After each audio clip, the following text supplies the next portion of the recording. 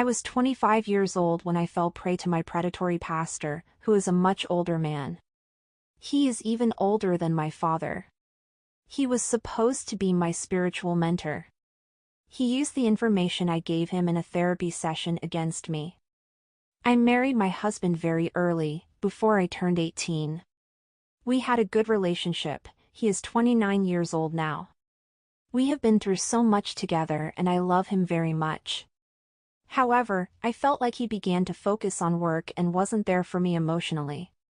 Before you pass judgment, allow me to give you some background so you can understand the context of how this affair happened. I was 17 when I got married to my husband, and he was 21. My parents were completely opposed to our marriage. First they thought I was too young for him, then they said I hadn't finished high school yet. They had a college trust fund set up since I was 5 years old, so they had plans for me to go to college, but I thought I knew it all. At that tender age I thought I knew better, and like many rebellious teens at the time I ran away from home to marry my now husband. He was in a boy band at that time. He convinced me that he was going places, that he was going to be a rock star, that he was at the early stage of blowing up to a superstar. They would go on tours and about 300 to 500 people would show up. In my teenage mind I thought that was the most impressive thing ever. 2 months after I ran away from home, I got pregnant. I just turned 18 and about to be a mother on the road with a bunch of rockstar wannabes. The rockstar fantasy cleared up and we had to grow up really fast. I realized that my husband's band wasn't that good, in fact they sucked, like really bad.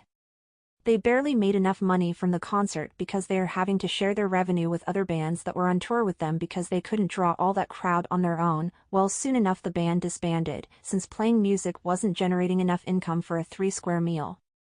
Like I said earlier, we had to grow up really fast. We struggled to make our daily bread, we panhandled, hitchhiked till we had our second child. At that time it was clear to my husband that he needed to get a real job, and we needed to settle down somewhere because all this traveling was not good for our children, and we needed help. I didn't have a good relationship with my parents at the time.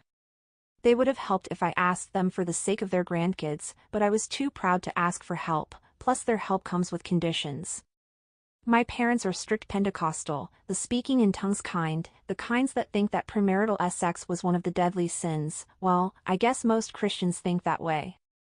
I grew up going to church every day, we prayed all the time and they read the scriptures to me and my siblings every day. When I was living with my parents, I felt envious of other children with less strict and controlling parents. So, when I met my now husband, I saw my ticket to escape my rigid upbringing. Hence, the options to seek help from my parents were there, but I didn't want to come back as a failure. I didn't want to be the prodigal daughter. I didn't want them to think that they were right all along. My husband on the other hand grew up in a halfway home. He didn't know who his parents were. From an early age he was very passionate and dedicated himself to anything he put his mind to, so in his early teens he gathered some neighborhood kids, and they formed a band to stay out of trouble. I thought that was commendable. Back then they seemed cool, and all the girls wanted them, so I felt special, but they were not good enough to make it to the big leagues. When it became clear that we couldn't make enough income off touring, we decided to settle down, at least in one city. My husband was always in between one temp job to the next. I took care of the kids while he hustled. Luckily, he was smart enough to finish high school so he could easily get a minimum wage job. I on the other hand didn't finish. Actually, I was in my final semester of high school when I ran away with my husband. At this point I had no marketable skills, which is why I regretted not finishing high school or going to college because I was a good student while it lasted. I guess my rebellious nature got in the way. I felt like I was missing something, and I needed an adventure. I felt like I wanted to experience the world. Ultimately, my parents were right. My 2 younger siblings were back home and doing really well. I ring my younger siblings to keep in touch with them. At this time, I had 3 children, so it was really challenging. We could barely afford a place to stay, so we were moving from one motel to another, and we would sleep under the bridge when we ran out of money. Lots of homeless people, mentally deranged people, and drugs and users all around us, and my husband even got into it as well. We were constantly fighting and arguing about money. I wanted him to man up and make more money. I wanted him to get a job so we can live in an apartment and get away from this misery because I didn't want my kids to continue to live in this condition. It was hard to see my kids go hungry or lack the basic necessities. We got so broke I even considered turning tricks, but my husband wouldn't allow it. But it was hard to watch my kids go without food or place to stay, so I started turning tricks behind my husband's back. I only stopped after I was brutally assaulted when a customer refused to pay. Not only that, he brandished a weapon and beat me bloodied. He stole my money and left me for dead. The trauma still stayed with me till this day. Strangers found me in a pool of blood and rushed me to the hospital. I was afraid to share with my boyfriend what really happened. I just told him that I was robbed. After I was discharged from the hospital, we were left with using shelters and food pantries across town, which helped for a while. We were at our wits' end when we reached out to a Pentecostal church that helped us with food and accommodation. I grew up in a Pentecostal church, so I knew the right things to say and do to easily gain their trust and sympathy. The condition given to us was that we would come to church and help out with cleaning and also serve as ushers during service. It wasn't like a forced condition or anything. Our understanding was that they would help us get our lives together and in so doing bring us closer to our Lord and Savior Jesus Christ. The church was able to help my husband through a 2-year programming degree. After he graduated, he got a job at a startup company. And we started getting a bit of money. We became independent from the church and were able to live in an apartment for the first time. I was able to have a space I could call my own without having to move every week. This was tremendous, not just for me but my kids as well. Everything was looking up, but at the cost of my husband staying at work all day long. Sometimes he would spend 15 hours at work and would bring home his laptop to continue working from home. The problem with him is once he focuses on one thing, he becomes obsessed with it. Don't get me wrong, the money was great, and we were able to afford really nice things, which was what I have been forcing him to do, especially now that we have my 4th child, but the problem is that I barely see him. I was about 23 years old at the time with 3 kids. My life circles around going to the church, hosting programs and services for the church and babysitting kids for my church members, then coming home and being a stay-at-home mom.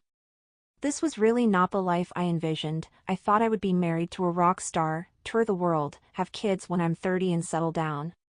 My husband, who used to be the long hair ready to fight, pot-smoking bad boy, is now a clean-shaved computer nerd. We became less affectionate as he devoted most of his time to his job. He became really boring. Every conversation was all about his job and the project he is working on and how he is going to be making lots more money. I was really happy for him because I felt like he had found something that he was really good at. They appreciated him at his job, and in a very short time he was making 6 figures. Things were looking good for us. It was a true story of coming from the bottom to the top. I finally had the chance to rub it on my parents' face. I was so proud of my husband that things turned out well for us, but deep inside I still felt unfulfilled. About 5 years later, I was more involved in the church, hosting services, and sometimes teaching Bible studies. Additionally, to earn some extra income with all the free time I had, I opened a daycare on the side as well. The daycare was just to keep myself busy because my husband's income has grown exponentially at this point. With more money comes more time spent on his job, more time to learn this program or that program or travel for work. He was married to his job, and I felt alone. I felt like he was a roommate to me. There would be times when we would go for weeks without having sex. First I thought he was cheating on me or had another family by the side, but wrong, he was clean as a whistle. Back to now, at 26 years old, husband makes good money, family more financially stable than ever, but still being weighed by memory of being brutally assaulted and accumulated of postnatal depression had taken a toll on me, so I still felt depressed, unhappy, and lonely. I occupied my time with my kids. I started falling into depression, then I started gaining weight. We moved to a different part of town, better neighborhood, and we joined a different church. My husband wasn't as active in church as I was. He is the type that only goes to church every other Sundays. We both recognized that our marriage was on the rocks and wanted to proactively do something to improve our relationship. We knew that the church offered a marriage counseling session, and I suggested that we attend one together. Although my husband felt that our marriage was fine, he knows there is room for improvements, he reluctantly agreed to it because he saw that I wanted it. Our senior pastor normally carried out the marriage counseling. He is usually very busy, and everybody wanted his attention because he is very smart. He knows the scriptures like the back of his hand and seems to have an answer to every question. Our first session was on a Monday evening. He spent most of the time getting to know us and our relationship dynamics. He is great at making us feel comfortable and talkative. In our 45-minute session, he was able to disarm our defenses and get us talking. He recommended in our first session that we should dedicate more time to talking about ourselves and enjoy time together without involving work or the kids. He also gave us some practical techniques to use in order to improve our communication. He also told us that it would be a great idea to travel on vacations, which is something that I had suggested to my husband many times, but he has always been procrastinating. Our next counseling session was scheduled 2 weeks from that day. When we got home, we practiced most of what he taught us, and in a short time frame we were able to improve our communication dramatically, but there were still plenty of rooms for improvement. 2 weeks later, my husband was in the middle of a product launch, and it was impossible for him to make it to the counseling session, so I called ahead of time and left a message. The pastor's personal assistant contacted me later, saying that the pastor would like to see me anyways for an individual counseling, and that I should come regardless and that we could do individual counseling. I remember arriving at his office 20 minutes early. He was counseling another couple. I was waiting in the lobby until it was my turn. When I entered his office, I was very apologetic about my husband, but he said it was all right and told me to have a sit on the couch. Our conversation started out with us talking about the relationship with my husband and the improvements we have noticed so far, then it veered toward personal hobbies and what I do for fun, etc. He gave me some flattering compliments but nothing inappropriate, which was well received. Then he started sharing his experiences of things he has accomplished in his life. It was almost like two friends chatting. Just few minutes of our conversation in the beginning was about my relationship with my husband. The rest was me and the pastor getting to know each other and sharing personal stories and laughs. I wasn't really attracted to him, but I was comfortable around him. I felt like I could say anything and not be judged. I felt like I could ask any question and get a good response, and for the first time since I was brutally assaulted, I told him what really happened and shared with him my traumatic experience that I have never shared with anyone, not even my husband. For once it was refreshing to feel like I'm speaking with a grown-up. The counseling session went over our allotted time. Another couple were in the wing ready for their turn, so his secretary knocked on his door to let him know that another couple was waiting.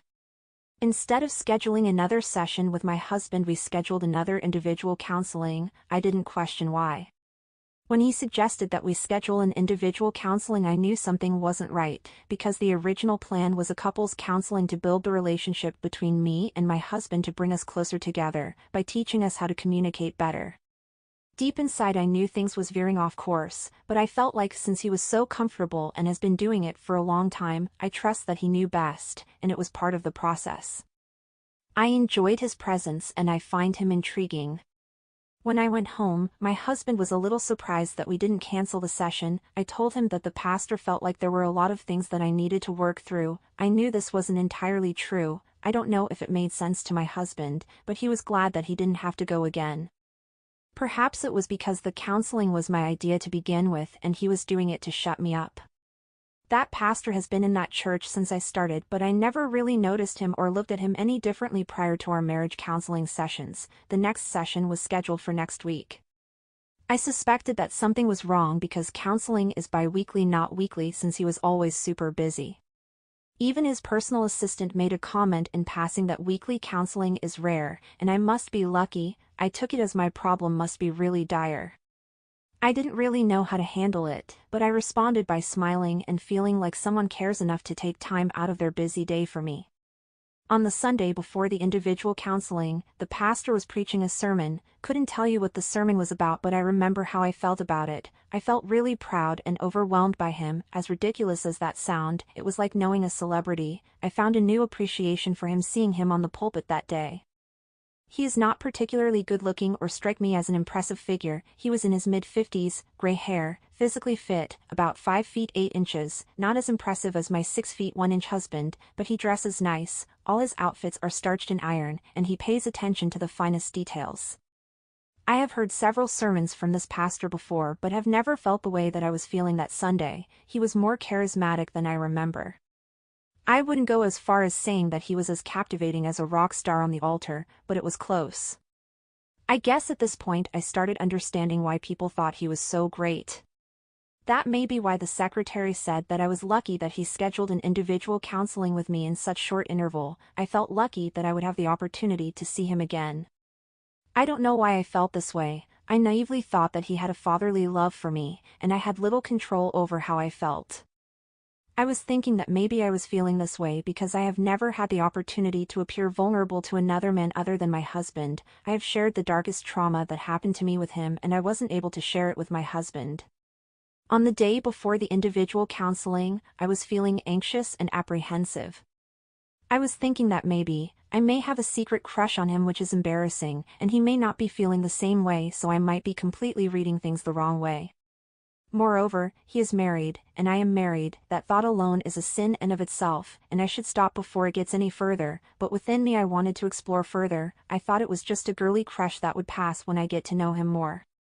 On the day of the counseling, I believe it was a Monday, I was so nervous I almost cancelled. I mustered enough courage to attend regardless. Much like the other session, this session was just a chat about our life, except that we didn't mention anything about my husband. I sat across the couch from him, so it was really like a therapist couch session. My next 2 sessions with him was similar, except that we became more comfortable with one another. My husband used to ask me how the session was going, and I would say it was going great. At that point I was feeling good about my marriage because I felt like I had an outlet. I was treating my husband well, I wasn't nagging him like he used to complain about, and we weren't fighting as we used to. I have another outlet to explore what I was missing in my relationship. The next session was scheduled late in the evening, around 8 p.m. after evening service. I thought the timing was unusual because it didn't fall under the normal counseling days, and the front office secretary was not present, but I was so comfortable that I didn't really mind. I felt like I was coming down with a cold, so I had a turtleneck sweater on. As soon as I came into his office, he noticed that I was acting chilly. He used that opportunity to sit close to me. He asked me how I was doing, and I said that I felt like my temperature was running high. He came closer to me, and I felt his presence. Then he placed the back of his palm on my neck to check my temperature. I felt the chill running down once he touched my cheek, which startled me, so he immediately removed his palms from the side of my neck and said your temperature seemed normal. Since I was convinced that my temperature was creeping up, I took his hands and pressed it again at the same spot to try to convince him that my temperature was running up. At that point we were so close together that I could feel the tension. Before I could say a word, he leaned forward and tried to kiss me on the lip. I responded by turning my face away from him, exposing the side of my neck. He started kissing my neck, then down to my cleavage. I was so shocked at this time I didn't even move. I just let him do it. I was frozen. I didn't know what to do, so I just let him continue. I was still frozen at this point as he raised his head and pushed my face towards his lips to kiss me. I resisted slightly, but we continued, and he started fondling me for what seemed like forever. I wanted to get it over with, so I just allowed him to do what he wanted. He reached his hand downstairs and tried to finger me, but I resisted. He tried to unbutton my pants, but I wouldn't let him, so we just kissed. At some point I slowly started pulling back. I was starting to come back to my senses, and a feeling of guilt started to grow inside. I felt like things escalated quickly. I pushed him away slightly with my face down. I told him that we can't do this. I stood up from the couch without looking back, and I left his office. I went home that day feeling guilty about what happened. I felt like I have committed a great sin. More than that, I felt like it was my fault, like I tempted him. I caused a man of God to sin. I was so depressed I didn't go to church for 2 weeks. My husband noticed my state, but of course I didn't tell him the truth. I was afraid of what would happen. I didn't know what he would do, so it was too risky for him to know. After 2 weeks I was feeling better. No depression, and even the feeling of guilt had subsided. I began to get back to normal. I was feeling less ashamed of the incident that happened. One day I received a call from a number that I didn't recognize. I answered, and it was my pastor's private phone number. It's been 3 weeks since he tried to force himself upon me. I was surprised that it was him. Maybe I shouldn't be. He apologized for what transpired, told me that it wouldn't happen again, and went on about how it was a sin, and he is not above it, but it happened in the moment, but that doesn't excuse it.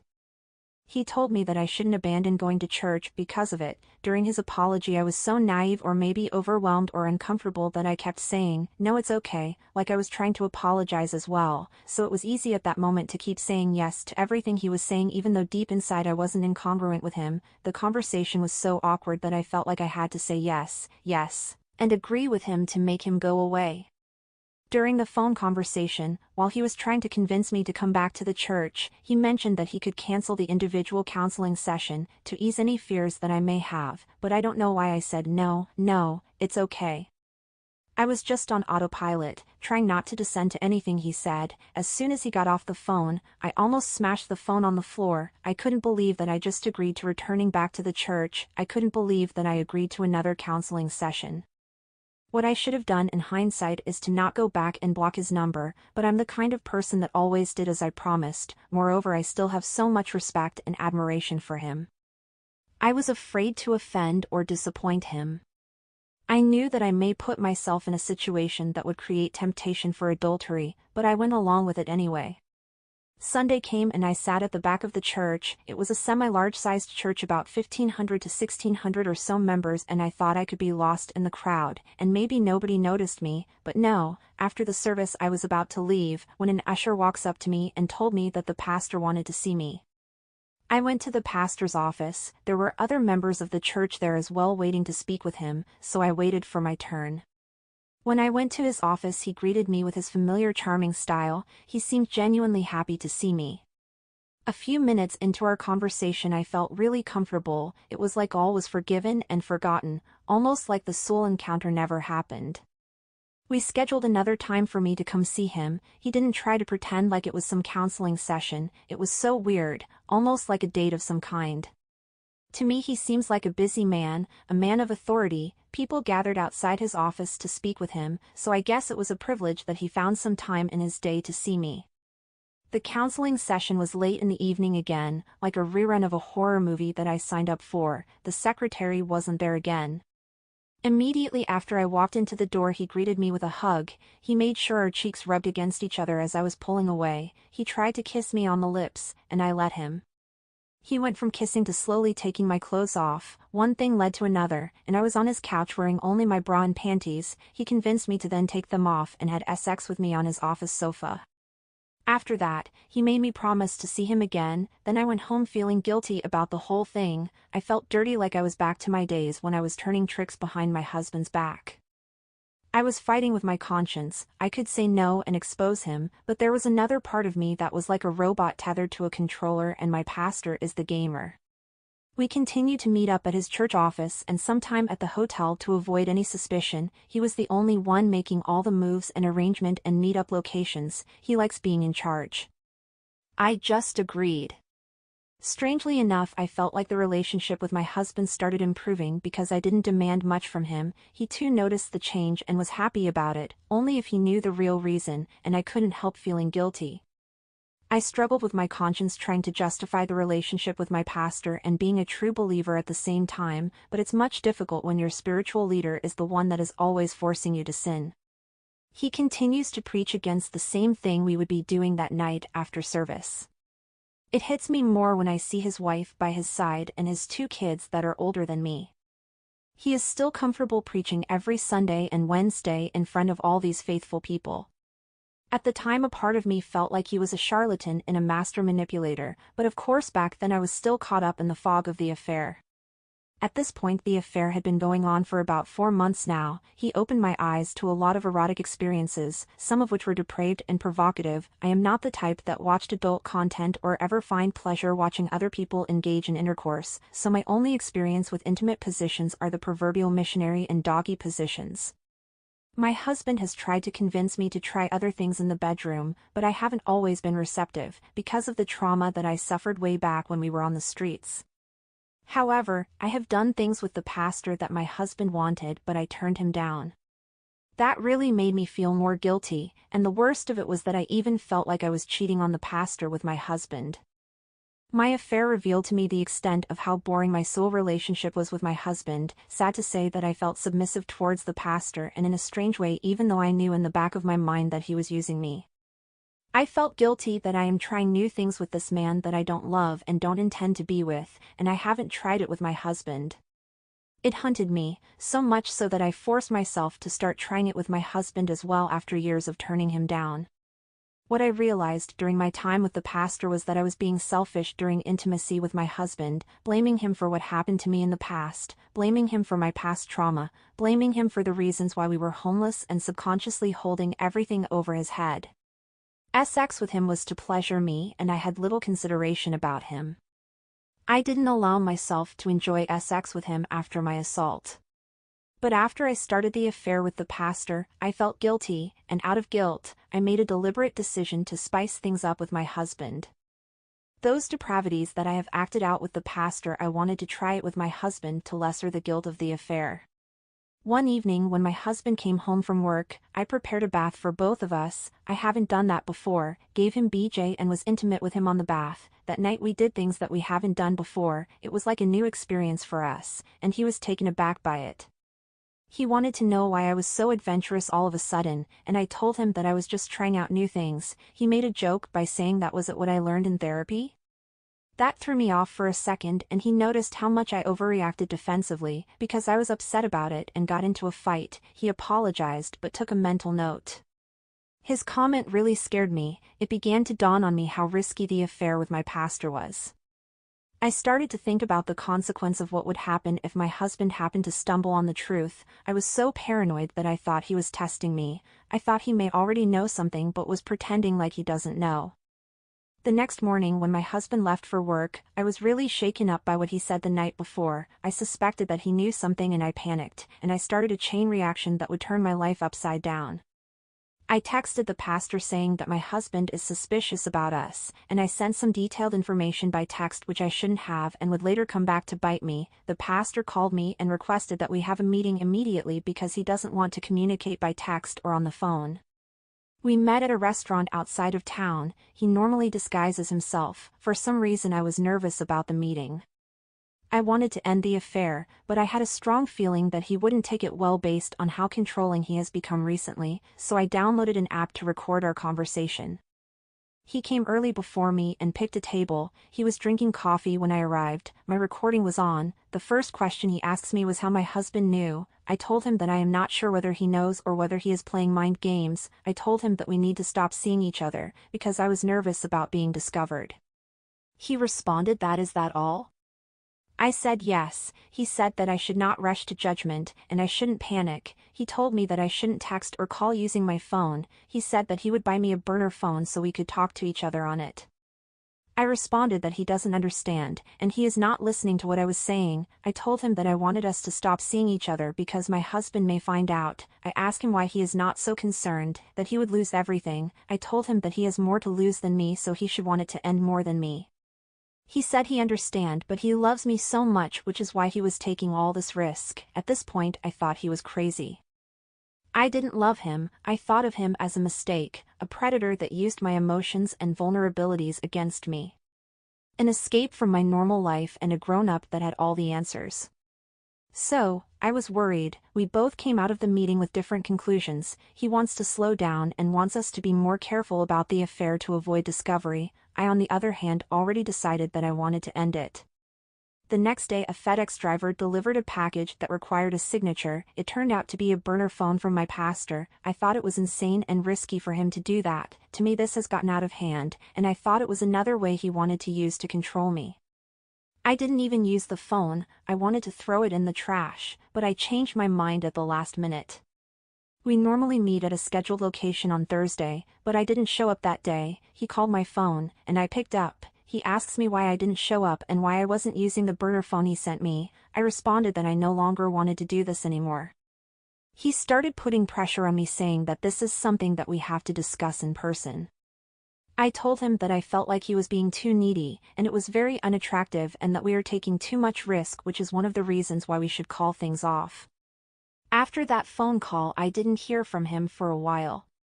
I began to work on my relationship with my husband. It was great for a while. We stopped fighting and arguing. I intentionally paid attention to how I treat him to improve our relationship. In the bedroom aspect, I told him to do what he wants to do without asking for permission and be more in control.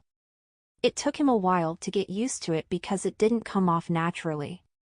He reduced his hours at work so he could spend more time with me and the kids. This went on for a while, but it didn't seem natural to him, didn't take long, but he slowly but surely reverted to his old self, which was frustrating. At this point it was maybe about 2 or 3 months since I stopped seeing the pastor, and I haven't been to that church since then. I even started searching for a church for my children and I. My old church people called us to check on us and to ask why we hadn't been coming, and I told them that we are planning on moving out of the area. Even my husband thought it was strange that I abruptly stopped attending church and going to therapy. We found another church, started attending, we started to settle, everything was back to normal, my kids were happy with the new church and my husband only went once. He is not a frequent churchgoer, he rather watches football on Sundays. Well, our intimacy went back to being normal and I went back to my old self, gained a couple of pounds, depressed as hell, and loneliness started to creep in. I decided to find a real therapist this time. I found a female therapist. I tried to make it a couples thing by inviting my husband to join me, but he refused to go. I went for only 4 sessions before I quit, because it wasn't doing it for me. One Sunday I made the mistake of going back to my old church. It would be a lie if I tell you that I don't know why I went back. Maybe because I wanted to see my fellow church members, maybe I wanted to see the pastor again, maybe I wanted my life to go back to what it used to be a few months ago because I was starting to feel miserable. After the service, some of the church members that knew me recognized me. Because they haven't seen me for so long, they gathered around and started chatting me up. We were talking and catching up. I guess the pastor must have identified me from the small commotion. He approached me. At first, he was curious why I was there. He asked if I could come to his office so we could talk. I did. There were a lot of people in line there to meet him, but I was jumped in front of everyone and was brought straight to his office. He wanted to know how I was doing. He didn't try to ask me why I left or why I came back. He just assumed that I was there to see him. He acted like he was concerned about my well-being. He asked me if I wanted to see him again, but I didn't really say anything. I guess I was shy, but he set a date for us to meet, so I agreed. And that was how we started seeing each other again. This time wasn't that frequent, just once a week. Our meeting location wasn't at the church office, just strictly hotels and parking lots sometimes. I avoided going to his church and stayed at my new home church. About 2 months after the affair started again, one day, he canceled for the first time. He said that things were not going well for him and that he would talk to me later. He sounded really strange, but I didn't think anything of it. The following day my husband came back from work. He confronted me with a local paper in hand. The local newspaper had a headline story about the pastor. Apparently multiple women from that church came forward to expose their ongoing affair with the pastor to someone at the papers. The paper also claimed that there might be several other women that haven't come forward yet. Knowing that I was just one of many women was simply devastating to my self-esteem. He was having an affair with several other women along with me. One of them claimed that it has been going on for years, the other one said it was recent, and they also said that they were filing a lawsuit against him. It was during the height of the #MeToo movement. My husband confronted me about him. He said that he suspected that I was having an affair with the pastor as well because of all the therapy sessions. He said that my story is similar to the stories of the other women that are coming forward. So, it didn't take him long to make the connection. He wanted me to admit to it, but I denied it. I thought he wouldn't be able to prove it. Well, I was wrong. He was able to retrieve all the text messages I deleted on my phone. I don't know how he did it, but the evidence was right there. I finally came clean but tried to convince him that he forced himself on me, but it was hard to believe that because he could see the frequency of our calls and some of the deleted text messages. Moreover, he said that I should have informed him about it, and in any case, I was guilty of cheating. I tried to explain to him for the first time about the assault I suffered when we were homeless and the real truth about what happened, and he wouldn't even believe me. I felt like he didn't care about me, and I know it would be devastating for me and my kids if he leaves us, so I pleaded for forgiveness, but he shocked me by saying that our relationship has been over for a while. He made an accurate connection on how long the affair had been going on. I felt ashamed and was devastated on how it affected my husband and how it destroyed my family. He left home that day and didn't come back for 2 days. The following day he told me that we were separating and that I should hire a lawyer. My husband made really good money, and at the time I was unemployed. On the separation agreement, I would have primary custody of the kids, and some alimony. He also allowed me to keep the family home for the sake of my kids. I really regretted my action. I really wish my husband would come to realize that I was taken advantage of by a predator, and it wasn't my intention to have an affair with that nasty old man. What hurt the most is that this pastor was a pig and has done the same thing to multiple vulnerable women that came for him for help. He used me for sex just like he used those other women. Nobody knows how many women he was using in a church or elsewhere. I would like to think that I was a victim because he manipulated me and cost me the love of my life and separated my family. I was more upset when I learned that he got off so easy. Unfortunately, the court dismissed the case brought against him by those women because it was reported that the act was consensual, and get this, he admitted to the affairs and confessed his sins in front of the congregation. The elders placed him and his wife on a 120-day paid leave and ordered them to attend marriage counseling twice a week. He'll be back on the pulpit and serving as lead pastor again after the suspension. The young women were not publicly revealed, but most members knew who they were not offered counseling, and they permanently left the church. It seems like they were mostly blamed. Since I don't go to church any longer, I don't know if they knew that he preyed on me as well, but I spoke to a friend of mine that was still going to the church, and she gave me all the details. I really feel like that pastor deserved a special place in hell for what he had done to me. And worst of all, it really shaped my faith. Now I am currently separated from my husband, divorce is still pending, but I am still hoping that he will reconsider and reconcile, because we have been through worse